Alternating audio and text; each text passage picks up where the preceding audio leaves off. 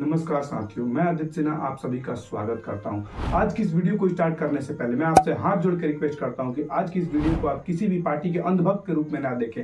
जैसा कि आपको पता है कि 2024 लोकसभा इलेक्शन पास आ गया है और इस इलेक्शन को जीतने के लिए हमारे देश के कई पॉलिटिकल पार्टी जैसे कांग्रेस, बीजेपी, समाजवादी, आम आदमी पार्टी इस इलेक्शन को जीतने के लिए जोरों शोरों से तैयारी में लग चुकी है। वहीं बीजेपी सपोर्टर कह रहे हैं कि अब की बार 400 पार होगी, वहीं कांग्रेस सपोर्टर कह रहे हैं कि इस बार राहुल गांधी प्रधानमंत्री बनेंगे। आखिर हम भारतीय अपना कीमती वोट किसको दे ताकि हमारा देश सुरक्षित रह सके, ताकि हमारे देश के लोग गरीबी से उठकर अमीरी की ओर जा सके, ताकि हमारा देश महाशक्ति बन सके। इसके लिए हमारा सही वोट सही लोगों के पास जाना बिल्कुल जरूरी है, तब जाके हम महाशक्ति बन सकते हैं। और एक बात याद रखिएगा कि जिस देश के नेता सही होंगे, जिस देश के लीडर सही होंगे, तभी वो देश महाशक्ति बन सकता है। चलिए इसे एग्जाम्पल से समझते हैं। अगर हमारे घर का मुखिया यानी हेड ऑफ फैमिली सही होगा, उसकी डिसीजन एबिलिटी सही होगी, उसकी माइंडसेट सही होगा, तो वो हमें डेवलप करा सकता है, वो हमें गरीबी से अमीरी की ओर ले जा सकता है। और यही सेम कंडीशन हमारे देश के लिए भी लागू होता है। इस देश में 2014 से पहले कांग्रेस सत्ता में रही और 2014 के बाद बीजेपी सत्ता में आई है। आखिर हमारा भारत 2014 से पहले क्या था और आज हमारा भारत क्या है? बेसिकली हम इन 7 मुद्दों पे बात करने वाले हैं। पहला, महंगाई और बेरोजगारी। दूसरा, ईवीएम को हैक करके बीजेपी सरकार बना रही है। तीसरा, मोदी सिर्फ धर्म की बात करता है और सिर्फ मंदिर बनवा रहा है। चौथा, बीजेपी के आने के बाद डिफेंस पर क्या इंपैक्ट पड़ा है। पांचवा, फॉरेन लोन यानी विदेशी कर्ज। छठा, फॉरेन पॉलिसी यानी विदेशी नीति। और सातवां, परिवारवाद। और हम इन 7 पॉइंट को मद्देनजर रखते हुए कंपेयर करेंगे कि बीजेपी सत्ता सही थी या कांग्रेस सत्ता सही है। और एक बात मैं आपसे कहना चाहता हूं कि जो लोग धर्म के नाम पे वोट देते हैं, जो लोग जाति के नाम पे वोट देते हैं, उनका कभी फायदा नहीं होता है। इससे सिर्फ फायदा उनको होता है जो धर्म और जाति के नाम पे वोट लेते हैं। चलिए अब बात करते हैं कि बीजेपी के आने के बाद रोजगार पर क्या इफेक्ट पड़ा है। आपने बहुत से लोगों को ये कहते हुए सुना होगा कि बीजेपी रोजगार पर बात नहीं करती, बीजेपी युवाओं को रोजगार नहीं देती। लेकिन मैं आपको बता दूं कि भारत में सिर्फ वही लोग बेरोजगार हैं जिन्हें या तो सरकारी नौकरी चाहिए या तो उनके पास टैलेंट नहीं है। सबसे पहले आप इस वीडियो को देखिए। साल 2 करोड़ नौकरी देने का वादे किया था, कितनी रोज नौकरी दे रही है। आपने कितनी पढ़ाई करी? गवर्नमेंट रेलवे में भर्ती करने के लिए तैयार नहीं है। जीडीपी की फुल फॉर्म बता दो आप। जीडीपी की फुल फॉर्म क्या है? नहीं है। थोड़ा सा टफ क्वेश्चन हो गया जो ये जीडीपी का पूछ रहा है। इनको चाहिए रोजगार, रोजगार चाहिए ना। एक प्रश्न का जवाब दे दो, मैं समझ जाऊंगा तुम बेरोजगार क्यों है और रोजगार क्यों नहीं मिला। 10th का स्पेलिंग होता है TENTH, यही होता है ना 10th का। 12th का स्पेलिंग बता दो, समझ में आ जाएगा जो रोजगार क्यों नहीं है। 12th का स्पेलिंग। अरे हम क्यों बताएं? अब आप ही बताइए कि जिनको जीडीपी का फुल फॉर्म नहीं पता, जिनको 10th और 12th का स्पेलिंग नहीं पता, आखिर उनको कौन रोजगार दे। हम सब चाहते हैं कि हमारा बच्चा कहीं ना कहीं सरकारी नौकरी करे, हम सब चाहते हैं कि हमारा बच्चा कहीं ना कहीं गवर्नमेंट सेक्टर में ही काम करे, लेकिन हम अपने बच्चे को सरकारी स्कूल में नहीं पढ़ाना चाहते हैं। हम अपने परिवार को सरकारी अस्पताल में इलाज नहीं कराना चाहते हैं, लेकिन नौकरी हमें सरकारी करनी है। और हमारा भारत सिर्फ इसी थॉट के चलते पीछे है कि अगर एक बार सरकारी नौकरी हो जाएगी तो हमें लाइफ टाइम काम नहीं करना पड़ेगा। और हमारे यहाँ बच्चों को सिर्फ यही सिखाया जाता है कि पढ़ाई का मतलब नौकरी और नौकरी का मतलब सिर्फ सरकारी नौकरी। और जो लोग सिर्फ सरकारी नौकरी करना चाहते हैं उन्हें मैं बता दूं कि अमेरिका ने अपनी रिपोर्ट में कहा है कि 2050 आते आते लगभग 50 से 60% गवर्नमेंट जॉब खत्म हो जाएंगी। और इसका कारण सिर्फ आर्टिफिशियल इंटेलिजेंस, सॉफ्टवेयर, मशीनरी है। चलिए इस एग्जांपल से समझते हैं। कुछ समय पहले रेलवे में एक पोस्ट हुआ करता था ट्रैकमैन, लेकिन आज वो पोस्ट खत्म हो चुका है और उस पोस्ट की जगह आर्टिफिशियल इंटेलिजेंस और मशीनरी आ चुकी है। ये तो रही सिर्फ रेलवे की बात। पहले भी एक पोस्ट हुआ था ट्रैफिक पुलिस,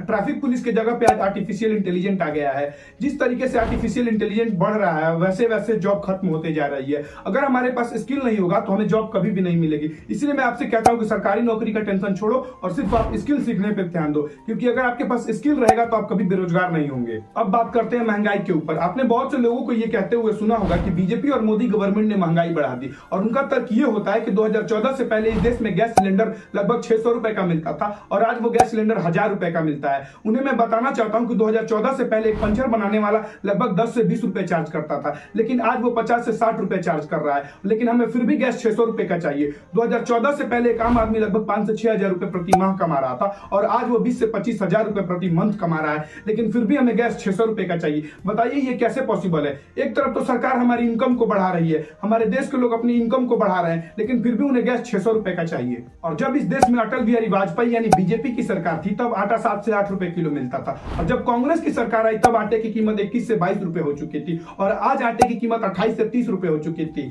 अब आप ही बताइए कि असली देश में महंगाई कौन बढ़ाया, बीजेपी या कांग्रेस? कांग्रेस ने 10 सालों में आटे की कीमत को 14 से 15 रुपए बढ़ा दी और बीजेपी ने अपने 10 सालों में आटे की कीमत 7 से 8 रुपए बढ़ा दी। लेकिन फिर भी हमारे देश के कुछ अंधभक्त और कुछ चमचे कहते हैं कि बीजेपी ने इस देश में महंगाई बढ़ा दी। अब बात करते हैं ईवीएम के ऊपर। विपक्ष और कुछ अंधभक्त ईवीएम को हैक कर बीजेपी चुनाव जीत जा रही है, इसलिए बैलेट पेपर पर चुनाव होना चाहिए। अब ये जो देश ना बाबाओं के हाथ में है, हवन से चलेंगे ये। अब 400 पार ईवीएम में ही होगी, बैलेट पेपर में किसी कीमत में 100 भी पार नहीं होगी बैलेट पेपर में। और ईवीएम बोर्ड में क्यों ले जाते हैं, खुद ही बटन दबा देते हैं, तो ये वाला था ठीक है।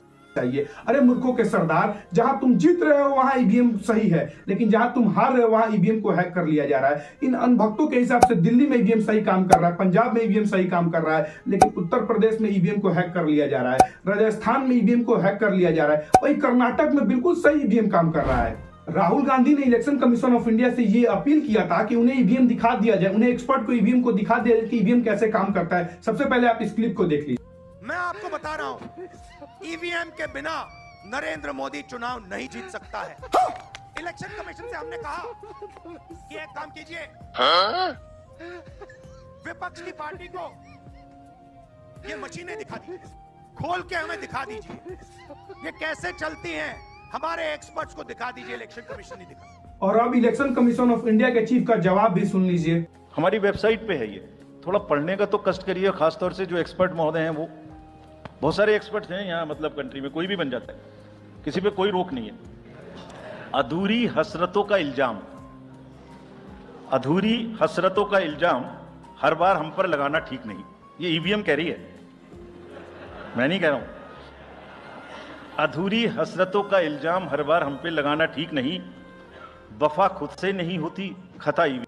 इसी अफवाह के चलते इलेक्शन कमीशन ऑफ इंडिया ने 3 जून 2017 को सभी पॉलिटिकल पार्टी को ओपन चैलेंज दिया था कि आप दुनिया का कोई भी एक्सपर्ट और दुनिया का कोई भी हैकर लाएं और ईवीएम को हैक करके साबित करके दिखाएं। तब वहां कोई भी पॉलिटिकल पार्टी नहीं गई थी, क्योंकि उनको भी पता है कि ईवीएम को हैक करना लगभग इम्पॉसिबल है। और हमारे देश से कुछ चमचे कह रहे हैं कि ईवीएम हैक हो जा रहा है ना, तो उन चमचों से मैं एक ही बात कहना चाहता हूं कि आप साबित कर दो, इससे आप देश में हीरो बन जाओगे। और आप सभी भारतीयों से यह निवेदन करना चाहता हूं कि ऐसे अफवाहों पर ध्यान न दे। जब कोई ऑफिशियल न्यूज आए तभी आप मानेंगे कि ईवीएम को हैक किया जा चुका है, वरना ये सिर्फ सरकार को बदनाम करने की एक साजिश किया जा रहा है। और कुछ लोग कहते हैं कि मोदी सिर्फ धर्म के नाम पे वोट लेता है और मोदी सिर्फ मंदिर बनवाता है, काम कुछ नहीं करता। सबसे पहले इन दीदी की वीडियो ही देख लीजिए।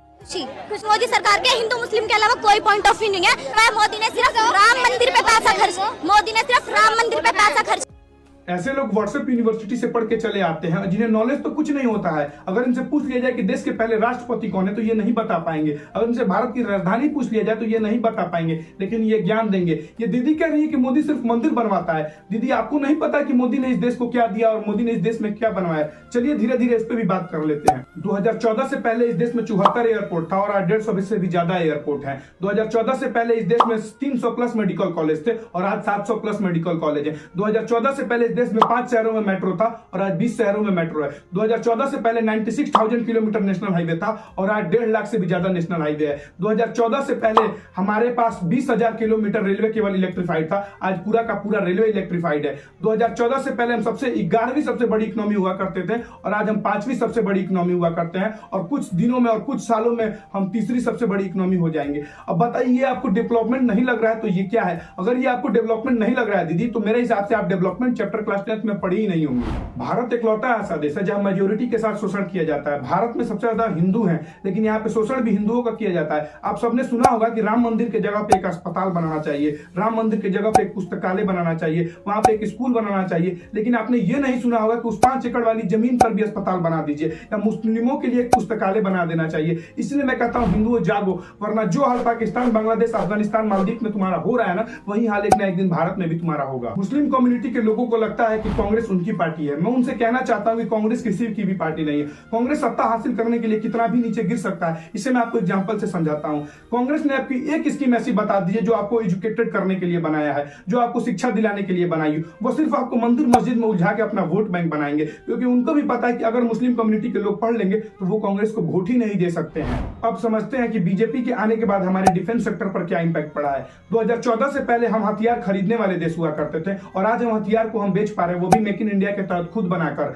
और हमारे देश के कुछ चमचे कहते हैं कि हमारे देश का प्रधानमंत्री पढ़ा लिखा होना चाहिए। इस बात से मैं भी एग्री हूं कि हमारे देश का प्रधानमंत्री पढ़ा लिखा होना चाहिए, लेकिन एक सवाल मैं आपसे यह भी पूछूंगा कि वो पढ़ाई लिखाई किस काम का, जब हमारे देश में आतंकवादी घुसकर ताज होटल में मासूमों की जान ले लेते हैं। उससे बढ़िया तो हमारा चाय वाला है ना, कि 40 पुलवामा में हुए आतंकियों के के हमले से हमारे 40 शहीदों के जगह पे वो 400 आतंकवादी को मरवा देता है। अब आप ही बताइए, जब हमारे देश में प्रधानमंत्री पढ़ा लिखा था तब पाकिस्तान कश्मीर मांगता था, और जब चाय वाला प्रधानमंत्री बना तब पाकिस्तान आटे का भीख मांग रहा है। जब कांग्रेस सत्ता में थी तब इंडियन आर्मी पर कश्मीर में पत्थर मारे जाते थे, लेकिन आज वो दृश्य चेंज हो चुका है। जब कांग्रेस सत्ता में थी तब पाकिस्तानी आर्मी इंडियन आर्मी का मजाक उड़ाता था कि अगर हमें तुम पे फायर करना पड़ा है ना तो हमें इस्लामाबाद फोन नहीं करना पड़ा, लेकिन तुम्हें उस फायर का जवाब देना तो तुम्हें दिल्ली फोन करना पड़ता है। लीजिए उसका भी प्रूफ मैं आपको दिखा देता हूं। पाकिस्तानी हमारे टाइम पे बड़ा मजाक उड़ाते थे।